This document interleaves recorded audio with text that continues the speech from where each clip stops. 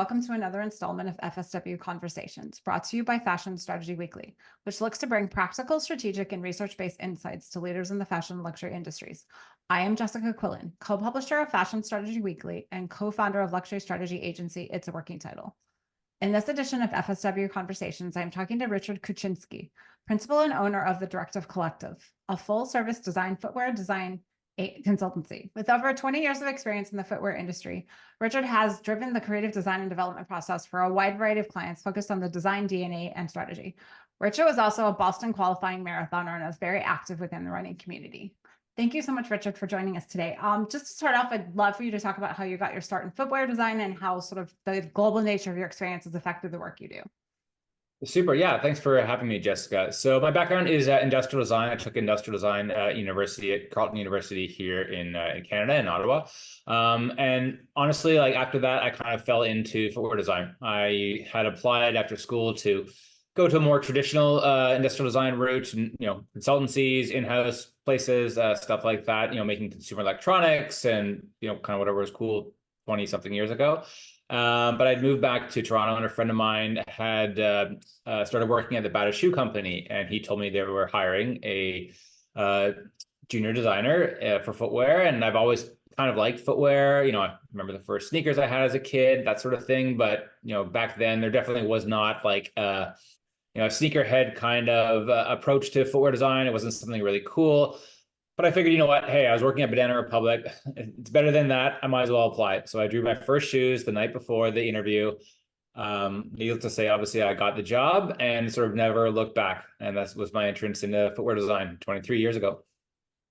That's amazing. And can you talk about sort of how you built your career kind of from where you started after that first gig? Certainly. So it was a really interesting actually opportunity now that I look at it in hindsight. Starting with the Bata Shoe Company, I worked for a brand called Power. And it was sort of a small brand within this huge organization. So I got a really hands-on learning experience at the brand. I was working directly with the brand manager, my boss, Jim Russell, and he had come up basically working when he was a kid as a pattern maker through the organization. So again, really hands-on from his approach, and he handed that down to me. So from the very beginning, maybe a month or so after I started, he sent me, I remember, to Asia to do, I don't know, maybe a week's worth of work, whatever that was. I didn't really know anything, so I don't know what I was doing. And then like 2 or 3 weeks just to like see and learn, go into the factories and see how they make shoes and go to the material suppliers and see how they, make the materials and last making and mold making, all this kind of stuff. So from the very beginning of my career within footwear, I was very, hands-on in terms of knowing the entire process of making shoes, not just designing them. And that really kind of pointed me towards, basically a path where I could kind of own that whole process. So I worked for Power for 3 years. And while I was there, I did, not only design, but as I mentioned, also development over in Asia. I used to spend something like 120 days in Asia every year. And then on top of that, being young and having a lot of energy, I guess, and sort of youthful enthusiasm, I did all these other things on top to basically, enable my design. So I would go to the sales presentations. I would, design logos for the shoes, tech logos, design packaging, design hang tags. I'd work with the consultant we had doing catalogs, doing art direction. So it was a very kind of holistic approach. And that led me directly into my next opportunity, where I was headhunted and recruited for a brand called Hummel, based in Denmark. They're one of the actually largest and oldest sportswear brands in Europe. They were started before Adidas, before Puma, all of that. And the job there was heading up the footwear department with some other individuals again. And, this kind of small team within a large organization kind of pattern again enabled me to do everything. So we were again doing product line management, doing design, doing technical development, like another 120 days in Asia every year, and kind of like again oversee and be enabled by that whole process. Through both of those kind of opportunities, I was hiring consultants as well, sometimes to augment our teams. And the one thing I always found was that most of the consultants I hired, I didn't think they were very good. So I saw an opportunity after leaving Hummel after 3 years in Denmark, moved back to Toronto, Canada, to kind of start out my own consultancy. And that's basically what I've been doing for the last 17 years here at the Directive Collective. Oh, that's amazing. And I just to, in terms of, kind of part of what you do at the Directive Collective, I love your focus on, kind of athletic wear. And I'm going to get to asking about running shortly, but I'm just curious, when first launching your company there, kind of what gaps you were looking to fill kind of within the market. Cause I know you take a very holistic approach to, kind of footwear design and consulting. For sure. So as I mentioned, I was hiring a lot of consultants. I kind of saw how they work, and that kind of like, I would say, let me know what I didn't want to do. Many of the consultants out there, come from big brand experience. So, we're a designer at Nike or Reebok or Adidas or whatnot. And, obviously they come, with experience for sure, but also I found a very narrow, kind of siloed approach. So, when you work for a big brand like Nike, I found, you're really maybe good at design, but that's about it, right? Like you don't do all those things that I was doing in terms of development. Designer might do 1 or 2 trips over to Asia a year if you work for a big brand, and I was spending, say, 100, 120 days in Asia. You don't do necessarily the product line management or the, graphics or costing or business side of things. And I quickly kind of found when I was hiring these other consultants, that kind of lack of breadth and kind of more depth, a problem. Because I would get often, let's say a really cool sketch from a designer, and I'd be like, this is great, this is awesome. How do I make it? And they'd be like, oh, well, just give it to the development department. I'm like, I am the development department. Like, I'm going to Asia for like a month in like 2 days. If you can't tell me how to make this is just a drawing. It's just a picture of a shoe, right? Like, it's not really much value. So that's kind of how I started my consultancy, working to kind of fulfill that gap.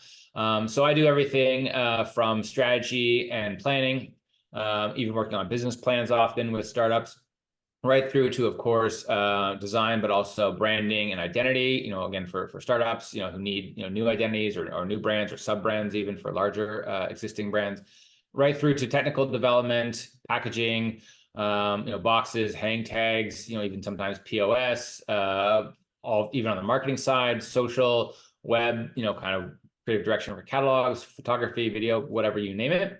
And the whole idea is, even though every client may not need all those services, that's kind of the lens that I look at all the projects with. So it's a very integrated approach. It's very strategic, and it's not just design. Like, that's kind of, I think, the main difference, where other designers or other agencies might be kind of design only. I know where design has to fit in, with business or with development, or with the marketing side of things. So it's like a more holistic approach. No, and I love that.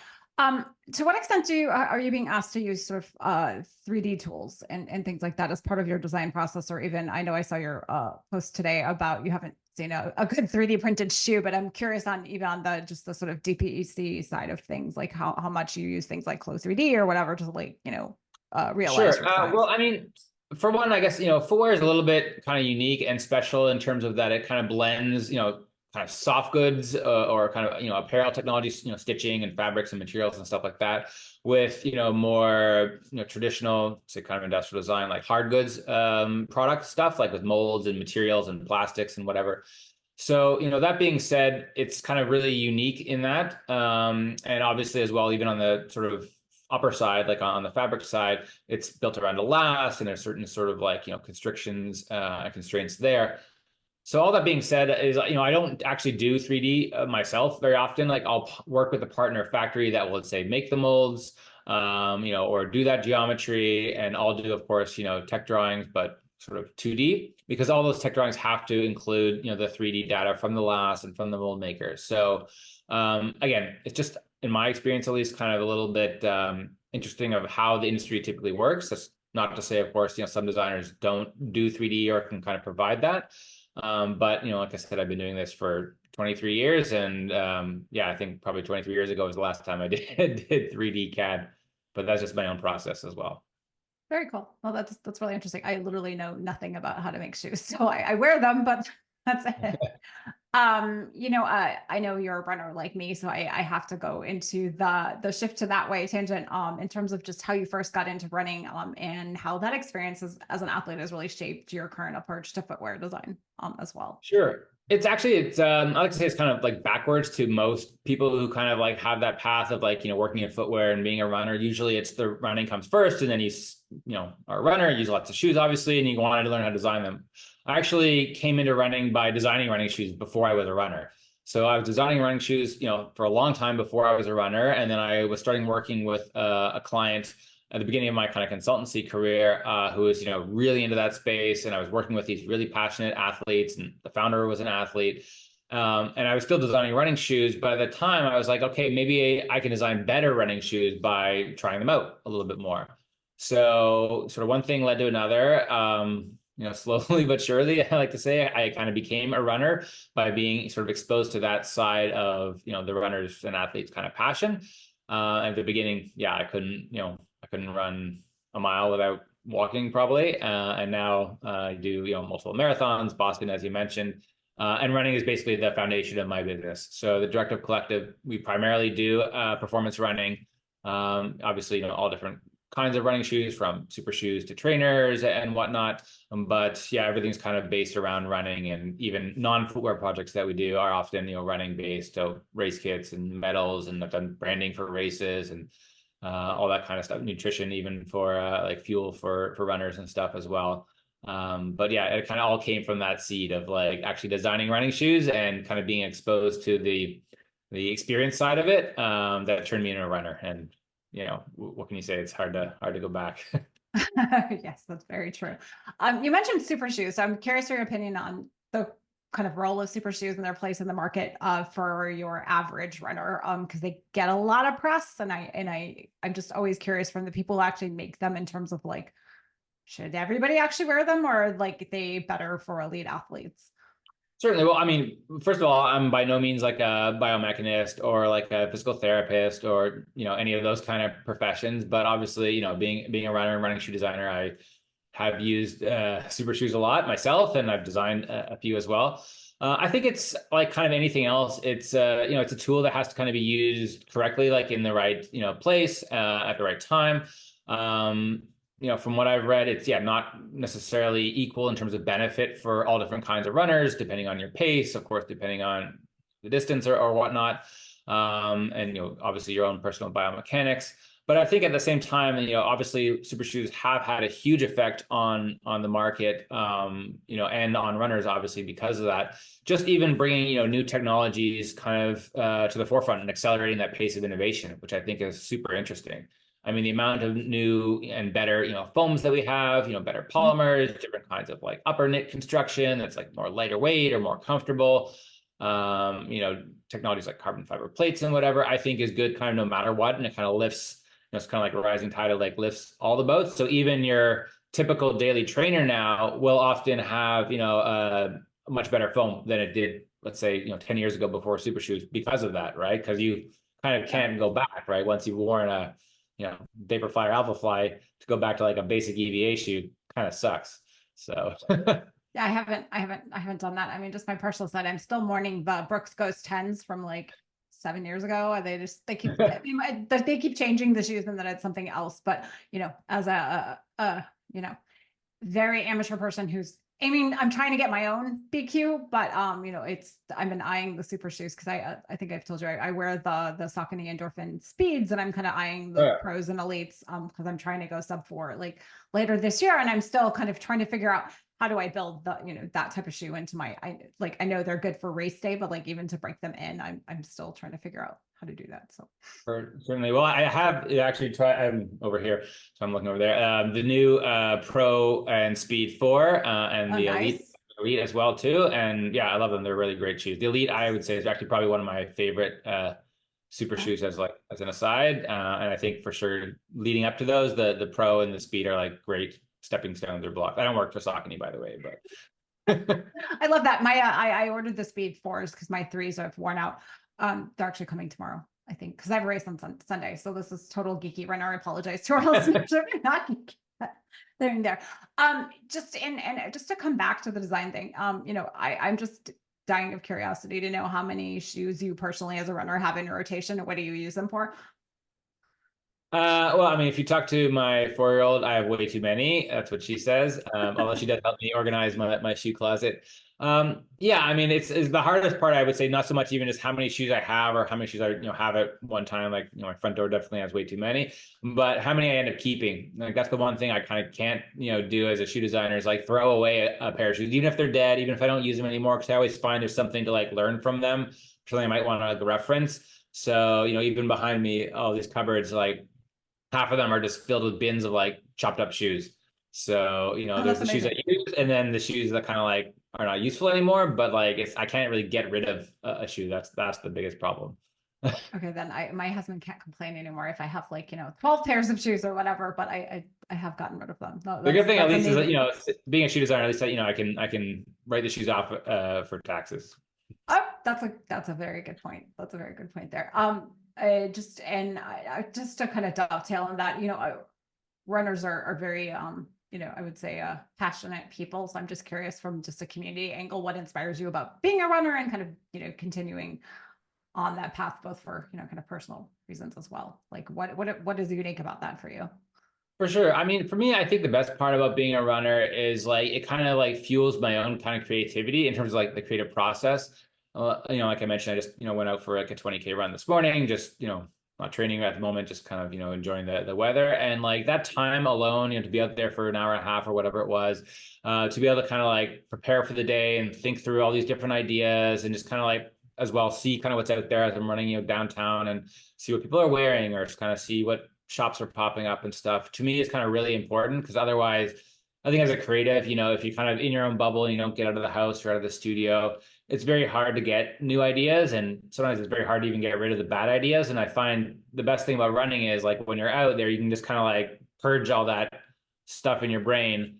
And for me, that kind of really fuels me. So I think, you know, as a creative, it's one thing I always tell everyone. I mean, I think every runner tells everyone else they should run, but Yeah. especially as a creative, you know, I Oh think yeah. it's really good for the process. Like even if you're not a Yeah. shoe designer or whatever, just like that whole idea of having time by yourself and you're active, you know, but you're not staring at the wall and you're kind of like keep going and you can kind of use that brain in kind of a constructive way, I think is just really great. Yeah, I always say it's how I get cobwebs out of my brain because my brain goes at like 10 million miles a minute and it just gets tied in knots, and running is how I sort of work through things. So yeah, that's Exactly. Yeah. Like it's, you know, it's like they say, like if you have a problem, like, you know, guaranteed you can pretty much solve it with a long run, right? I believe in that stringently. Just one final question. I'm just curious for kind of people who are interested in footwear design and interested in kind of getting a start. Any advice for people kind of early in their career? I think there's no like one path to it. I mean, that's the really interesting thing, as I kind of mentioned and touched on a little bit before. Like, there's so many different aspects of footwear design. You know, coming from soft goods or apparel, I know people have gotten into it, or industrial design. You know, like my own experience, or even you know through physical therapy or biomechanics kind of thing, or the science and engineering side. I think there's multiple paths. And yeah, I've met so many different people in the industry, and I'm always, you know, surprised at like just a different angle of how someone kind of got in. So yeah, I think obviously if that's your passion, the good thing now is there's lots of resources. Like when I started, like I said, it wasn't really a thing, but now there's social media or lots of different kind of schools that are kind of like more open to it as a kind of a path. I think there's lots of ways. Awesome. Well, thank you so much for your time today. I really appreciate it. Thank you very much for having me.